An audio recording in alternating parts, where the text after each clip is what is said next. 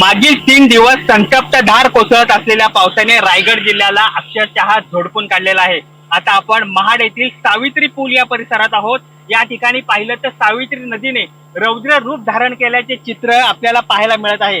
रायगड जिल्ह्याला काल भारतीय हवामान खात्याने रेड अलर्ट जाहीर केल्यापासून रायगड जिल्ह्यात काल सरासरी 94 मिलीमीटर इतक्या पावसाची नोंद झाली आहे।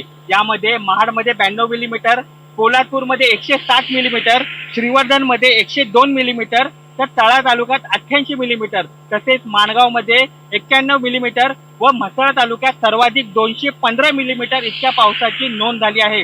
म्हसळा तालुक्यातील डोरजी येथील पूल पाण्याखाली गेल्यामुळे 3 गावांचा संपर्क तुटल्याची प्राथमिक माहिती या ठिकाणी प्राप्त होत आहे।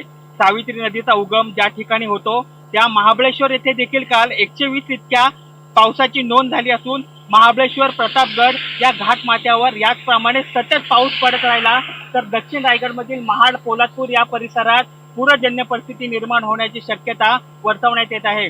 महाड येथे एनडीआरएफचा तळ तैनात करण्यात आलेला आहे, कारण महाडमध्ये दरडग्रस्त व नदी किनारे गावांची संख्या जास्त आहे। या ठिकाणी प्रशासनाने येथील नागरिकांना सतर्क राहण्याचा इशारा केला आहे। त्याचप्रमाणे काही दिवसांवर येऊन ठेवलेल्या गणेश उत्सवात या रस्त्यावरून म्हणजे मुंबई गोवा महामार्गावरना ये जा करणाऱ्या चाकरमान्यांना देखील या सतत पडणाऱ्या पावसाचा फटका बसून त्यांची वाट बिकट होण्याचे चित्र निर्माण झाले आहे। एनडीटीव्ही मराठीसाठी प्रसाद पाटील, महाड, रायगड।